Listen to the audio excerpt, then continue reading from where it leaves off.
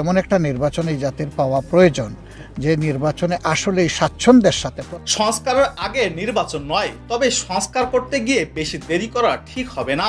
আমাদের মাথায় রাখতে হবে, দেশের মানুষ এখন শান্তি চায়, তবে কোনো বিশৃঙ্খলা দেখতে চায় না। যত তাড়াতাড়ি নির্বাচন দেওয়া যায় ততই ভালো। আমাদের ছাত্ররা জীবন দিয়ে আন্দোলনের মাধ্যমে স্বৈরাচারী মনোভাবের শকুনদের এ দেশ থেকে তাড়িয়ে আছে। তাদের বিচার করতে হলে নির্বাচন ছাড়া কোনো বিকল্প পথ নেই বলে মন্তব্য করেছেন জামাত ইসলামের আমির ডক্টর শফিকুর রহমান। দেশে চাঁদাবাজি, দখলদারি, গুম ও খুন হতে থাকলে আমাদের ছেলেদের আন্দোলন ব্যর্থ হয়ে যাবে।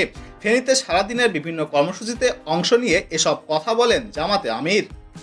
ফেনী শহরের সুলতানপুরে স্মরণকালের ভয়াবহ বন্যায় ক্ষতিগ্রস্ত সনাতন ধর্মাবলম্বী মিতুল চন্দ্র দাস সহ ৩ পরিবারকে জামাতের পক্ষ থেকে তৈরি করা বসতঘর উপহার দেন জামাতে আমির।